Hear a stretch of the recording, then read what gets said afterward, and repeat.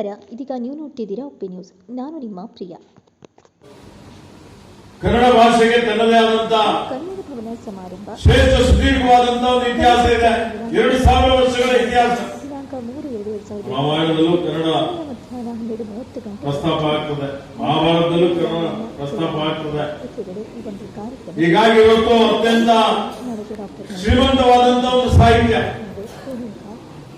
ನಮ್ಮ ಸಾಹಿತಿಗಳು ಸುಮಾರು 8 ಜನ ಜ್ಞಾನಪೀಠ ಪ್ರಶಸ್ತಿಯನ್ನು ಪಡೆದಿದ್ದಾರೆ. ಇವತ್ತು ನೋಡಿ, ಇಡೀ ಜಗತ್ತಿಗೆ ಸಾಮಾಜಿಕ ನ್ಯಾಯ ಕೊಟ್ಟಂತದ್ದು. ಪ್ರಜಾಪ್ರಭುತ್ವದ ಪರಿಕಲ್ಪನೆ ಏನಿದೆ, ಜಗತ್ತಿನಲ್ಲೇ ಪ್ರಪ್ರಥಮ ಸಂಸತ್ತು ಅಂತ ಹೇಳಿಕೊಂಡು ಏನು ಇವತ್ತು ಅನುಭವ ಮಂಟಪ ಹೊಸಕಲ್ಯಾಣದಲ್ಲಿ ನಿರ್ಮಾಣ ಆಗ್ತಾ ಇದೆ, ಅದಕ್ಕೆ ಭದ್ರವಾದಂತಹ ಬುನಾದಿ ಹಾಕಿದಂಥದ್ದು, ಎಲ್ಲರಿಗೆ ಪರಿಚಯ ಮಾಡಿಕೊಟ್ಟಿದ್ದಂಥದ್ದು ಅಂತ ಹೇಳಿದ್ರೆ ಕನ್ನಡ ಸಾಹಿತ್ಯ ಅಂತ ಹೇಳಿದ್ರೆ ಅತಿಶಯೋಕ್ತಿ ಆಗೋದಿಲ್ಲ ಅನ್ನೋದು ಮಾತನ್ನು ಹೇಳಿದ್ದಾರೆ.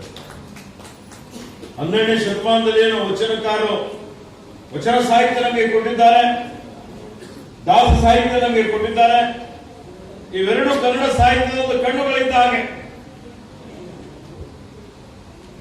ಕರ್ನಾಟಕ ಚಿನ್ನದ ನಾಡು, ಗಂಧದ ಬೀಡು ಅಂತ ಹೇಳ್ತೀವಿ. ಕರ್ನಾಟಕ ರಾಜ್ಯದಲ್ಲಿ ಇವತ್ತು ಅತ್ಯಂತ ಫಲವತ್ತಾದಂತಹ ಒಂದು ಭೂಮಿ ಇದೆ. ಇವತ್ತಿಲ್ಲಿ ಏನು ನಾವು ಬೆಳೆದಿಲ್ಲ ಅಂತಲ್ಲ, ಎಲ್ಲವೂ ಇಲ್ಲಿ ನಮ್ಗೆ ಲಭ್ಯ ಆಗ್ತದೆ. ನೀವು ನೋಡಿ, ಕಾವೇರಿಯಿಂದ ಗೋದಾವರಿವರೆಗೆ ಅನೇಕ ನದಿಗಳು ಹರಿತವೆ. ಇವತ್ತು ಬಂಗಾರದ ಉತ್ಪಾದನೆ ಮಾಡ್ತೀವಿ, ಕಬ್ಬಿಣ ಅದಿರದ ಉತ್ಪಾದನೆ ಮಾಡ್ತೀವಿ. ಇಲ್ಲಿ ಕರ್ನಾಟಕ ರಾಜ್ಯದಲ್ಲಿ ಇವತ್ತು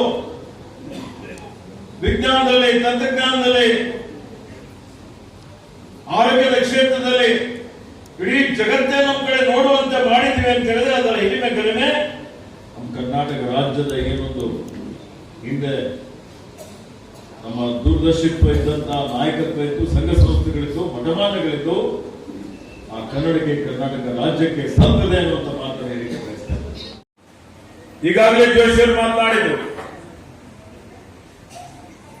ಸುರೇಶ್ ಕಂಚೆಟ್ಟಿ ಅವರು ಬಹಳ ಹೋರಾಟ ಮಾಡಿದ್ದಾರೆ.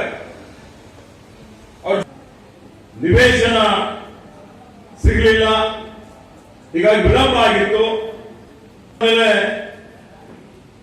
ಇವತ್ತು ಅಂತ ಹೇಳಿ ಮನವಿ ಮಾಡಿದಂತಹ ಸಂದರ್ಭದಲ್ಲಿ ಅಂದಿನ ಜಿಲ್ಲಾಧಿಕಾರಿ ಮಹಾದೇವ್ ನಾನು ಹೇಳಿದೆ, ತತ್ಕ್ಷಣ ಜಮೀನು ನೀವು ಗುರುತಿಸಿ ಸರ್ಕಾರದ ಪರವಾಗಿ ಹಾರ್ದಿಕ ಅಭಿನಂದನೆ ಮತ್ತು ಶುಭಾಶಯಗಳನ್ನು ಕೊಡ್ತಾ ಇದ್ದಾರೆ. ಇವತ್ತು ಭಗವಂತ ಈ ಸಸ್ತಿಯನ್ನು ನಿರ್ಮಾಣ ಮಾಡಿದ್ದಾನೆ. ಯಾಕೆಂದ್ರೆ ಭಾಷೆನೇ ನಿರ್ಮಾಣ ಮಾಡ್ತಾ ಇರಲಿಲ್ಲ ಅಂತ ಹೇಳಿದ್ರೆ, ಭಾಷೆ ಇರಬೇಕು ಅಂತ ಹೇಳಿದ್ರೆ ಭಾಷೆನೆ ಇಲ್ಲಿದ್ರೆ ಪಶು ಪಕ್ಷಿಗೆ